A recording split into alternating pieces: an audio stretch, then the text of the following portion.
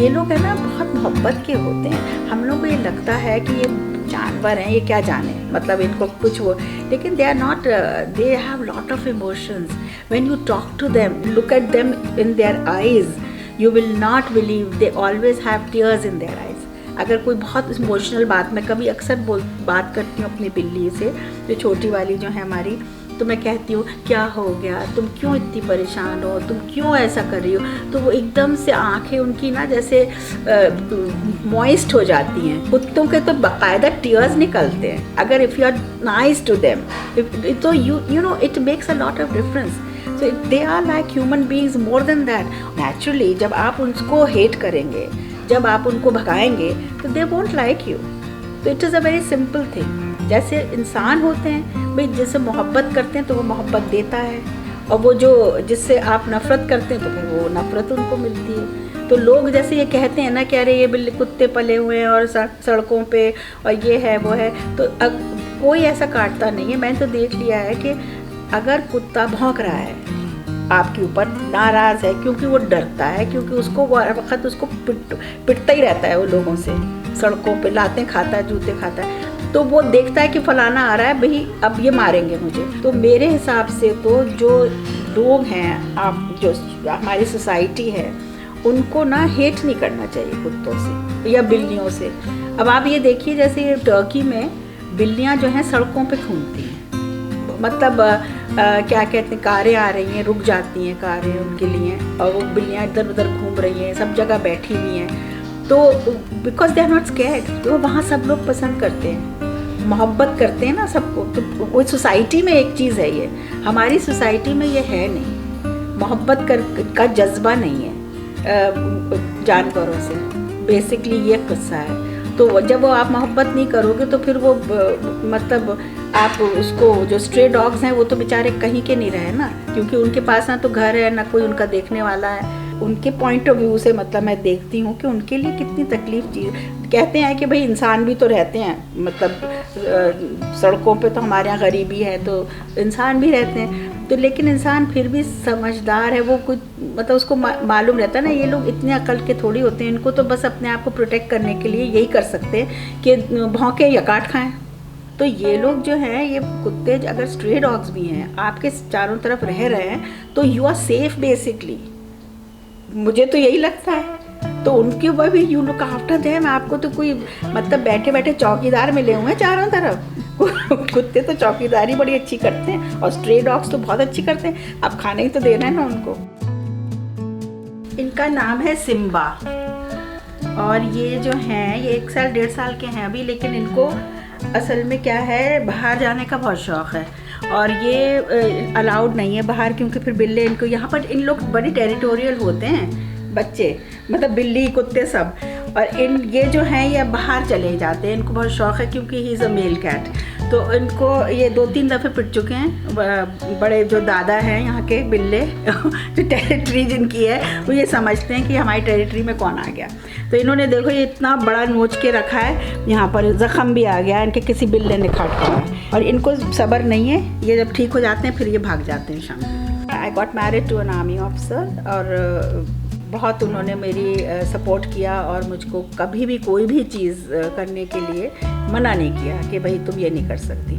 तो बहरहाल शौक़ था मुझे पहले तो बहुत गाने का, और मुझे ड्रीम था कि मैं ना सिंगर बनूंगी और बहुत ही मतलब फ़िल्मों में गाऊंगी, और ये था वो तो खैर कभी नहीं पूरा हुआ मेरा। लेकिन मैंने सिंगिंग एज अ हॉबी ज़रूर रखी है बचपन से। सिंगिंग का जब हुआ तो मैं दिल्ली दूरदर्शन में आई, मैंने कहा भाई मुझे क्या कहते हैं म्यूज़िक का प्रोग्राम मुझे करवा दो, ये वो फलाना।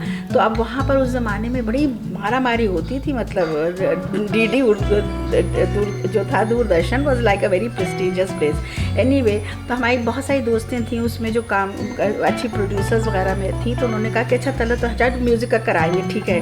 अब ऐसा करो तुम कि अभी फलाने का इंटरव्यू हो रहा है तो तुम उसमें कर लो, तुम इंटरव्यू कर दो। Then I just got stuck with this whole thing. मैंने कहा अरे वाह ये तो बहुत अच्छी चीज़ है।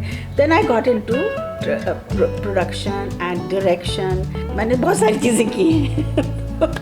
लेकिन एक सैटिस्फैक्शन ये है कि जो भी किया वो मतलब सीरियसली किया है और जम के किया है और बहुत पैशन के साथ। हमारे पास एक डॉग भी है जो कि he is about 14 years old, he is a senior citizen and अब उसका जो उनकी जो ब्रीड है कॉकर स्पैनियल, उसका ये सिफत है कि ये they lose their eyesight. इस डॉग का हमारा ना तो वो देख सकता है और ना ही सुन सकता है, लेकिन उनकी इतनी स्ट्रॉन्ग जो सिक्स सेंस होती है तो ये आराम से मूव अराउंड करता है। आप ये सोच भी नहीं सकते कि इसको ना आवाज़ आ रही है ना ये देख रहा है।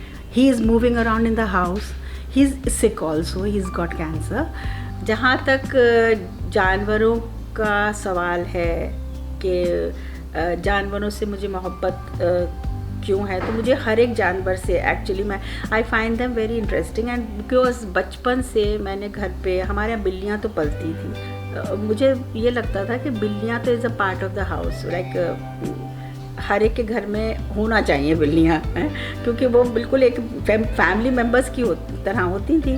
और फिर मेरी बच्चियाँ भी तीनों, मेरी 3 बेटियाँ हैं, तो तीनों को भी बेहद शौक़ है मतलब जानवरों का।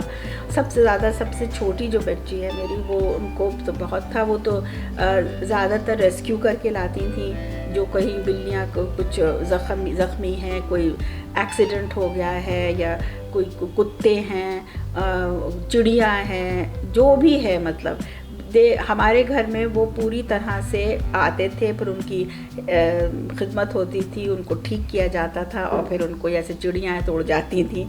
ये पर्शियन कैट हैं वैसे तो, और ये आई हैं अलीगढ़ से और ये आई थी जब ये शी वाज 1 मंथ ओल्ड। पर लेकिन इतने किटन्स जो होते हैं they are so well trained कि ये लोग क्या करते हैं कि जब आते हैं तो इनको जैसे सब चीज़ें अपने आप ये सीखे हुए आते हैं। जैसे इनको पॉटी ट्रेनिंग होती है इनकी, मतलब इन्हें सिखाना नहीं पड़ता। एक किस्सा मैं अपने कुत्तों के बारे में बताना चाहूँगी। मेरे 2 डॉग्स थे, एक बड़ा था सेंट बर्नार्ड, बहुत ह्यूज डॉग था वो डॉग एज ए रेस्क्यू मिला था, because my daughter as usual she got a call from somewhere कि हमारे यहाँ एक सेंट बर्नार्ड का पप है और वो बिल्कुल she is about to die, और हम सोच रहे हैं कि तो ज़रा आके देख लो कि क्या करना चाहिए। तो मेरी बेटी खैर वो बहुत दूर गई, वहाँ पर हम बच्चों को खेलने के लिए लाए थे। अब बच्चे जो हैं वो भी खेल चुके, वो टॉयज़ की तरह खेलते थे, वो उन्होंने कहा अब छोड़ो, स्टफ़ टॉय तो था नहीं वो। तो बहरहाल वो उनको काफ़ी निगलेक्ट हुए वो जो भी था, तो ये लेके आ गई हमारे यहाँ। तो उसको हमने फिर बहुत अच्छी तरह से उसको, मतलब इतना ज़्यादा उसका हाल ख़राब था कि उसको दिन में 3 ड्रिप्स लगती थी, और ऐसे करते करते वो छोटा पप जो था बड़ा हो गया। वो बच्चा वो जो था इतना मोहब्बत का कुत्ता था कि मैं बता नहीं सकती। And unfortunately he also had cancer and he died.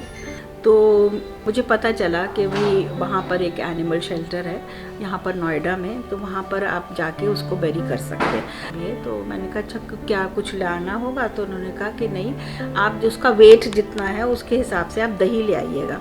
तो मुझे समझ में नहीं आया, मैंने कहा ठीक है दही हो मंगाया होगा। खैर बहरहाल वो जितने किलो में लेके हम लोग गए, तो वहाँ जब हम उतरे तो जो उसको एक ठेले में उसकी डेड बॉडी रख के जैसी वो रख रहे थे, तो इतने में वहाँ जितने भी शेल्टर के कुत्ते थे, all the dogs got together and they were like you know think, मतलब जैसे कि कोई जैसे डेड बॉडी किसी की डेथ हो जाती है तो हम लोग इकट्ठा होते हैं ना, इस तरह से वो सारे कुत्ते जमा हो गए और फॉलो करने लगे उसको। वो आगे चल रहा उसकी ठेले में और ये पीछे पीछे पीछे पीछे जा रहे हैं। वहाँ पर जब देखा तो फिर वो उन्होंने कबर खोदना शुरू की। बड़ा कुत्ता था तो काफ़ी डीप कबर थी, तो और हम लोग उसको मतलब देखे। कुत्ते जो थे वो बहुत सारे थे, 10 12 15 पता नहीं कितने सारे कुत्ते थे। They were all around that place. कुछ थोड़ी मतलब जैसे कोई छोटा टीला था उसमें बैठे, कोई कहीं इधर किधर उधर, and they were watching everyone. सब बैठे हैं और वॉच कर रहे हैं कि अब इनकी बेरियल होगी। एंड दे स्टार्टेड हाउलिंग कर करके जैसे कि रो रहे हों। एंड मेरे रोंगटे खड़े हो गए। मैंने कहा ये क्या हो रहा है, मतलब ये क्या चीज़ है। इतने समझदार हैं कि एक डेथ हो गई उनकी, और या तो भी मालूम नहीं मुझे। बहरहाल वो उनका जब उनका पूरा बेरियल हो गया तो हमने कहा भाई हम ये जो दही है इसका क्या करना है। मुझे ऐसा लगा था कि शायद हो सकता है वो दही या नमक जो है वो उसकी बॉडी पर लगा के उसकी वो करें बेरियल। लेकिन दे डिडंट डू दैट। तो मैं दही का क्या करें, उन्होंने कहा नहीं, अब आप हमने चावल उबलवाएं बहुत सारे, तो हमारे यहाँ जब भी कोई बैरियल होती है या कोई ऐसा होता है तो उसमें हम फिर बाद में जब हो जाता है तो सबको कुत्तों को फीड करते हैं। उनकी एक फीस्ट होती है जिसमें कि उबले चावल और दही, क्योंकि गर्मी का मौसम है तो हम दही का लगा देते हैं, वरना दूध देते हैं। तो ये एक उनका मतलब एक तरह से आप सोच लीजिए जैसे हम लोग अपनी रस्में करते हैं आफ्टर द डेथ, हर चीज़ का 13वां होता है, ये होता है, उसका भी हो गया कुत्ते का। सेटिस्फैक्शन भी मुझे बहुत हुई कि भाई मेरा बच्चा जो है वो बड़ी अच्छी तरह से उसका बैरियल हो गया। तो ये देखिए कुदरत है ऊपर वाले की। ज़िंदगी में एक स्टेज आती है, हर इंसान के ज़िंदगी में एक स्टेज आती है जब वो इंसान अकेला हो जाता है। एक तो या तो जब बच्चे चले जाते हैं आपके, उनकी पढ़ाई हो गई, सब कुछ, शादियाँ वादियाँ हो गई, वो अपने घर के हो गए, उनके पास वक्त नहीं होता, और हस्बैंड वाइफ रह जाते हैं अकेले।